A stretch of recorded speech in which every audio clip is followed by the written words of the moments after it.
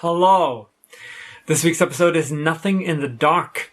And before we get started, the reference of that name is quite potent, at least to me, because "There's nothing in the dark" is one of the lines that Aldous, the True Seeker, has in Babylon 5.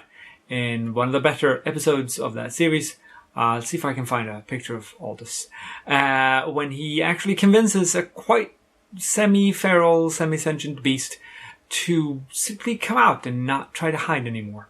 It's a very potent sort of thing. This episode is pretty cool. Not a lot to say about it. It only has 3 characters and one little set.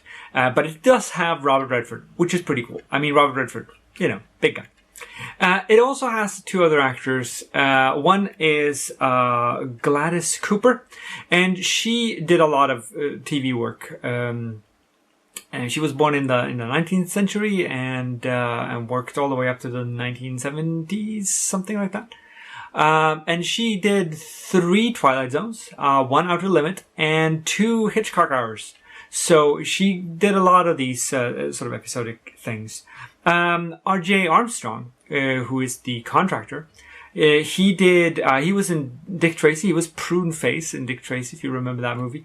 And also in Children of the Corn, and in Warlock Armageddon, and in Predator 2, but I can't actually recall him in Predator 2. But I'm gonna have to look that up, I guess, at some point.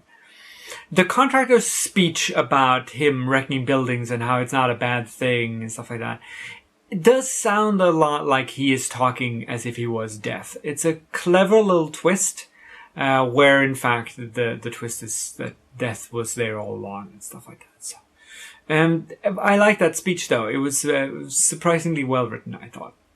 Next week's episode is One More Pallbearer, which is about a practical joke. And I mean, this old woman already touched upon the fact that she could see death. We've already had that episode with the guy who could see sort of the light in front of people's eyes when they were about to die. There are more episodes like this, and I look forward to sharing them with you. But first, One More Pallbearer. See you next week. Bye.